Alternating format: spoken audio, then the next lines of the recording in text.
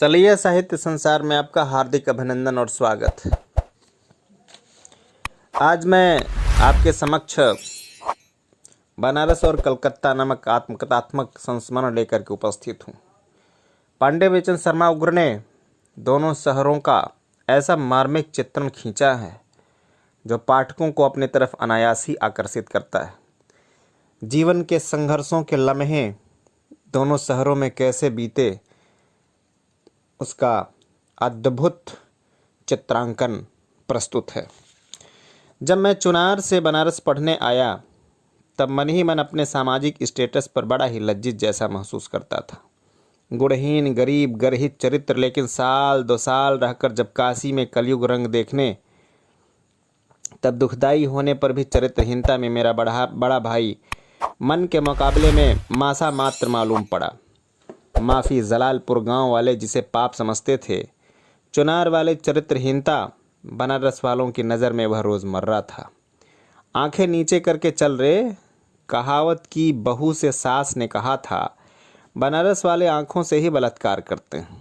भारतेंदु हरिश्चंद्र ने दुछत्ती के दरवाजे से देखा था, नीचे ठठेरी बाजार में किसी परम सुंदरी रमणी के पीछे पीछे कनफटे बाबा को ताक झांक में जाते और कहा, मृगनैनी को नैन सर बाबा जी को लाग, गयो कमंडल में चर्रानो बैराग। चुनार में चित्त या पट्ट पातक को पापी छिपाने की कोशिश करता, लेकिन बनारस में उसी को मजाक ही मजाक में मुस्क बू की तरह हवा के हवाले किया। कैसा भी आधम पातकी समाज के पावन परम की तरफ उंगली उठाकर उसको प्रमाणित कर सकता था। पाखंडी परम, हृदय आन, मुख आन डूब कर निकलने वाला घौर घप। सेंट्रल जेल में पहुंचने पर 1-12 अपराधी जब सत दोबारा और से 12 अपराधियों को देख लेता है, स्वयं से कहीं भयानक तक उसे जो आत्मसंतोष होता है, वही संतोष चुनार के बदमाशी सीख कर आने के बाद बनारस के एक से एक प्रतिभाशाली भाग्यशाली बदमाशों को देखने पर मुझे हुआ। फलतः मन में हीनता की भावना धूल सी गई। लगा यहाँ यही सही कि करो, कुछ बताओ कुछ, या करो भी बताओ भी। डरो क्यों? आलोचक ऊपरी मात्र होते हैं, चलते नहीं यहाँ तो दूसरे की खबर लेने जितनी फुर्सत है किसी भले आदमी को। सामने पड़े, झट से राय दी, आगे बढ़े और भूल गए। सो छान छान किसी रंडी भड़वे की नमान, काशी की हवा में ज्ञान इस कदर की शंकराचार्य के वहाँ सका चंडाल बहस कर बैठा था। मंडन मिस्र की मजदूरन 2-4 सुना आ गई थी। काशी के तोते तक शंकराचार्य से संस्कृत में टर करने की हिमाकत कर सकते थे। जब मैं विद्यार्थी था तब की काशी में प्रेमवदा मजदूर में थी, चरवाक चंडाल थे, टर तोता रटन तो श्रुतधारी द्विज थे, अलबत्ता नहीं थे तो करुणा में सन्यासी दार्शनिक दिव्य शंकराचार्य महाराज।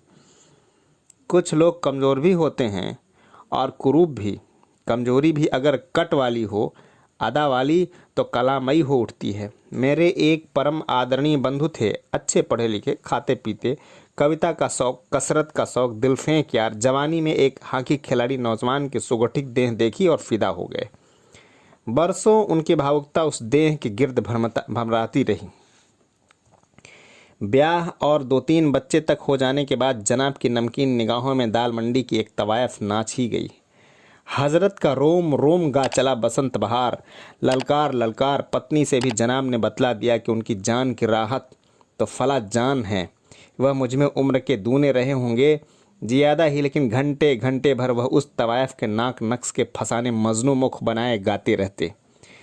बात यह थी कि औकात वाले दिखने पर भी वह दिल ही फेंक सकते थे, दिरमोदाम नहीं, और वह भी रंडी। मजनू को भी खाली हाथ देख झाड़ू उठाने वाली और नामालूम खां पर भी टके पाते ही टकटकी लगाने वाली। सो मेरे यार का इश्क बेकरार बसंत बहार के आगे न जा पाता।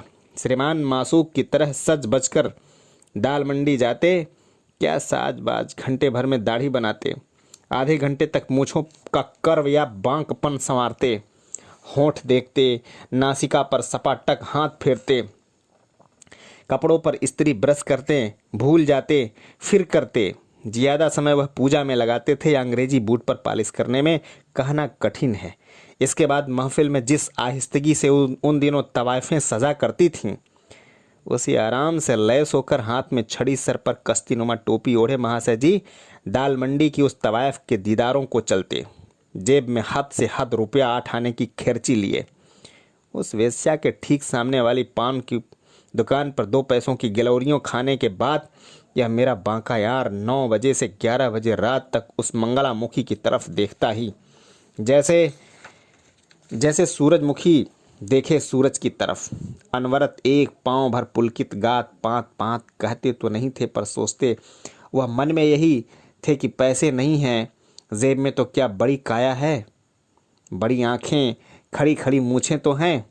फिर विश्वनाथ अन्नपूर्णा दर्शन के पुण्य पूजा पाठ का प्रभाव, वह सोचते कि आँखों ही से उस बार वनिता को अर्श से फर्श पर खींच लाएंगे, लेकिन पैसे से खींचने वाली ऐसे वैसे जैसे तैसे से कैसे खींचती।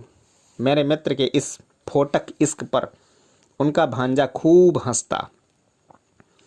वह भी जवान तगड़ा बनारसी था। उसने मामा जी के प्रेम को नामर्दों का प्रेम बतलाया। वह किसी दिन जब मामा जी पान की दुकान पर खड़े वेश्या को घूर रहे थे, तब 10-20 रुपए लेकर उसी रूपा के कोठे पर चढ़ गया। इसके जरा ही बाद फर्श से मामा जी ने देखा कि उनका योग्य भांजा उनके सपनों की रानी के गाल से गाल सटाए खुशहाल निहाल अर्श पर था। इस पर महाशय जी का दिल कुछ ऐसा चकनाचूर हुआ कि तबीयत हरी रखने के लिए हजरत ससुराल चले गए। 8 बरस से नहीं गए थे जहाँ, वहाँ जाकर क्या देखते हैं। 8 साल पहले उनकी जो साली 10 साल की थी, अब वह 18 की हो गई थी। ब्याह उसका कई वर्ष पूर्व हो चुका था, लेकिन आराम से उस पर निगाह बनारसी रसक जकी अब पड़ी थी। ओहो, इसका नक्शा वही है जो उस वेश्या का, दोनों ही जैसे गुलाब के फूल। इस फर्श के साथ की वेश्या का रस सूख रहा था और साली सरासर रसाली थी। मेरे मित्र बातों के सौदागर होने के सबब प्रभाव सामने वाले पर गुरुआई भरा फौरन डाल देते थे। उनका साला चेले की तरह उनके प्रभाव में था। सो उन्होंने साले से कहा कि साफ शब्दों में कि उन्हें उसकी छोटी बहन जच गई है, सो उसे उनके कमरे में वह किसी बहाने भेजे। और समझदार पढ़े लिखे साले ने आचरण पर संदेह किए बगैर छोटी बहन को बड़े बहनोई के कमरे में भेज दिया। और हिमाकत यह कि ससुराल से लौटकर उन्होंने अपनी पत्नी को भी बतला दिया छोटी बहन विजय की वार्ता। फलतः इसके तीसरे ही दिन जेठ की दोपहरी में दुछत्ती के कमरे में झांकने पर बनारसी रसक जी ने देखा। क्या देखा? देखा उनकी पत्नी उन्हीं के तगड़े सुदर्शन कुंवारे छोटे भाई का अधरपान कर रही है, पिपासा कुल। मुझे कहना चाहिए कि वह स्पोर्ट थे। चुपचाप दबे पांव छत से बैठक में आ रहे, मुझे कहना चाहिए कि वह साधु थे। सारे का सारा यह किस्सा उन्होंने सरल स्वभाव छुआ छल नहीं मुझे सुना दिया। मुझे कहना चाहिए ऐसे अल्हड़ बिल्हड़ आदमी ऐबों के बावजूद मुझे बहुत ही पसंद आते थे। कौन है बेऐब? बेऐब बस एक खुदा ही जात है। खुदा जात बाभन के हाथ की लेखनी भूल ही जाती है कि यह एटम युग है और राकेटों में कुत्ते और बंदर अंतरिक्ष की तरफ उड़ाए जा रहे हैं, अल्लाह के आसमान की तरफ भूखने वाले बंदर घुड़कियां दिखलाने के लिए। बनारस देखने के बाद चुनार वाली इन्फीरियरिटी कॉम्प्लेक्स मेरे मन में जाती रही। इस चर्चा में यह वर्णन हुआ है, चुनार में फिर भी लुके छिपे जुआ खेलता, लेकिन बनारस में तो बागों में, बंगलों में, बजड़ों पर एक तरह खुलेआम जुआ होता। शराबें होती, सुंदरियाँ होती, वार नारी जार नारी। चुनार में तब 2-3-4 वेश्याएँ घोड़ चढ़ी रही होंगी, सो भी शहर से दूर, सराय के नज़दीक। बनारस में पब्लिक परियां बीच शहर में 7 की संख्या में प्रकट वेश्यालयों में थीं और 7 संख्या में अप्रकट वेश्यालयों में।